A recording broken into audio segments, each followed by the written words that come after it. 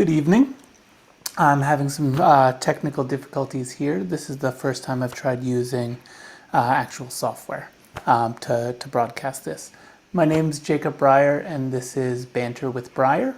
This is our third episode, and I'm trying this out in the evening. Hopefully it's a more convenient time for folks who want to hear the conversation and want to be able to take part in what we're trying to do. And if not, everything is recorded and available later on. I wanted to start this evening talking about an executive order that was just issued by our town manager. It's very much in line with the regulations that have been put in place since the novel coronavirus started making its way through the Northeast and through the United States, and as we tried to establish social distance protocols and do what we can to ensure that everybody is safe and healthy. And this executive order it lays out quarantine rules, and so anybody coming in from out of town to stay in Barrington.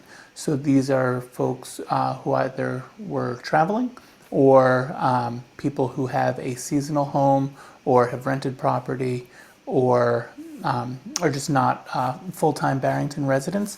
If they're coming in from out of state, they must quarantine for 14 days.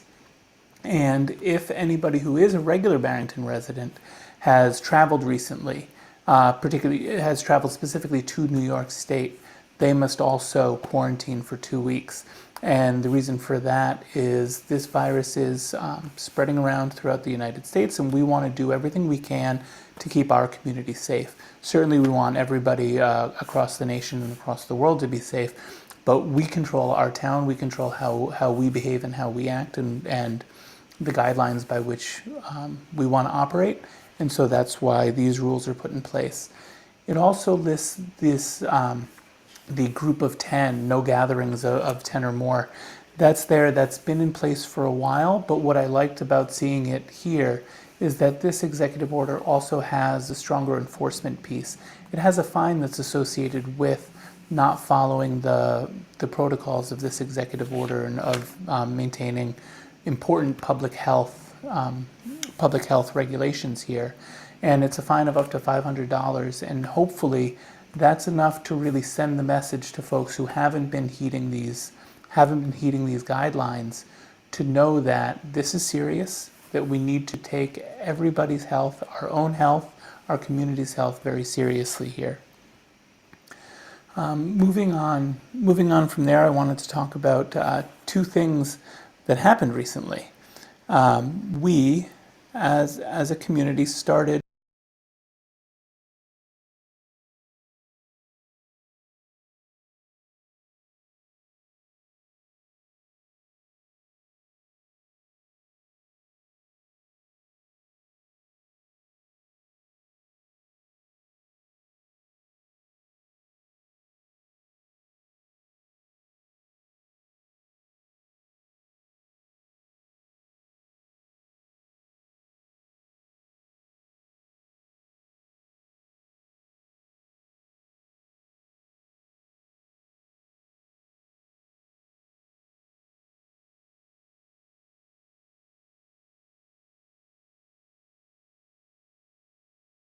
a very different experience with how distance learning went.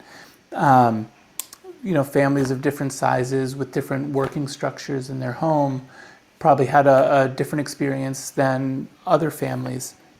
What I thought was really remarkable about the whole thing is in the period of about 2 weeks, our teachers and the administrators in our schools put together really a comprehensive plan that certainly is not going to replicate all the great things that happen in our schools here in Barrington, but really does a good job to deliver quality education, quality school level participatory education at home, which is, as I see it, the school department's role in keeping our way of life going and in keeping its promise to the community of delivering really superior education, and as we're all trying to do with making the best of the situation that we have.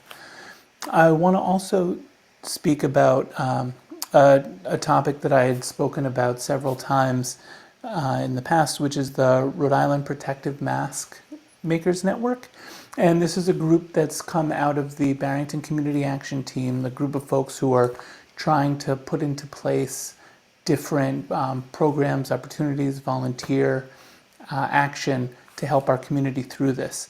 The Protective Mask Makers Network have a really well-designed template of how they're going to create masks that are going to be reusable. They can have a filter insert, and they have a network of people who are going to be making these. They've already started making these, but we're looking for folks who can help source the textiles used, which is high quality woven cotton, and also the filter materials, which are HEPA grade filter, filters that you would find in HVAC units, vacuum cleaner bags potentially can be used.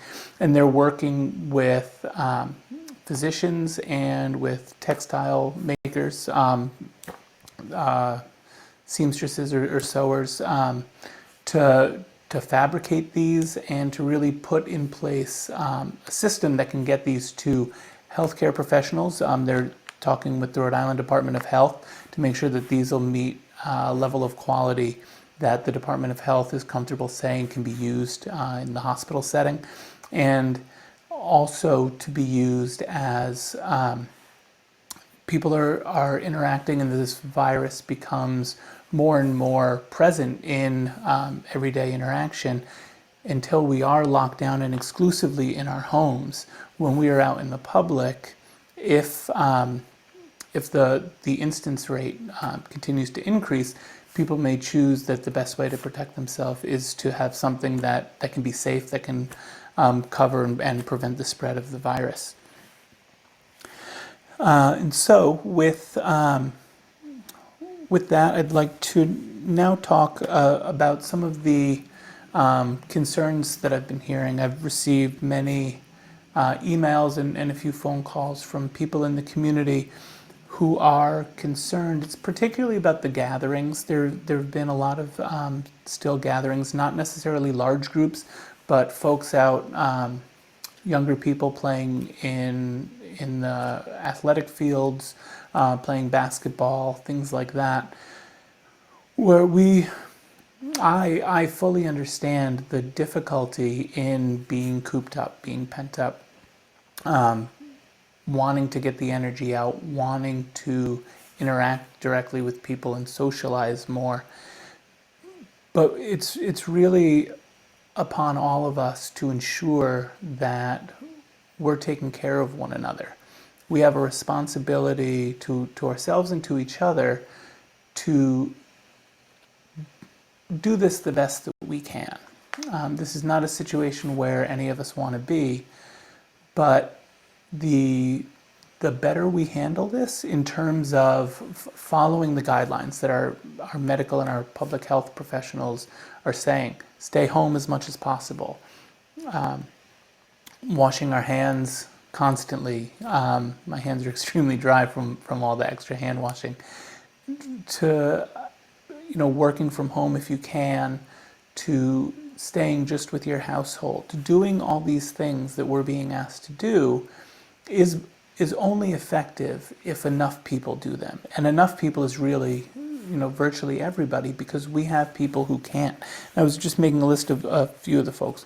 First and foremost, we know our medical professionals have to be able to come and go from their homes so that they can be in the hospitals, they can be at the doctor's office, at the clinics, to treat the people who are sick, certainly with this virus, but also the people who need health care for any number of reasons that people in our community, people worldwide, need health care. That is not something that can stop. We also have the people who are stocking our grocery store and who are working at the cashier, at the checkout lines, the people who are enabling us to remain healthy and to keep a less social version, but pretty close to normal life in terms of having access to food and to the amenities that we typically can get for our homes. All of that is still happening because what the governor's calling the essential businesses are remaining open. And all of those people need to keep those businesses going. So we really owe it to them and to our families and to our neighbors to stay home as much as possible so that those people who are going out into the community can keep doing so.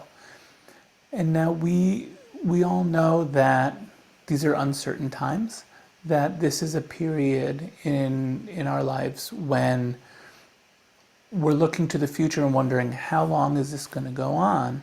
And while we can't be sure how long it's going to go on, by taking the right steps, by heeding the advice that we're being given, we know that one, it's a controllable problem if we do the work, and it's a problem that has an end. We've seen it work in other countries where they took these serious steps, they prevented the spread, and they were able to flatten the curve, as a very quickly developed cliche has become. They've been able to flatten the curve so that they are able to eventually resume typical ordinary life as we knew it just a few weeks ago.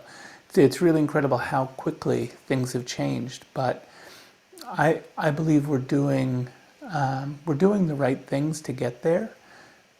The instance rate in Rhode Island, the positive tests have gone up, but we haven't seen yet an exponential rise. And it's my sincere hope that we did take strong steps early on that are helping, but if we don't stick with it, we will start to see that growth come about, and we could get into a situation where we have a stricter lockdown, a stay-in-place order, shelter-in-place order that can last a long time.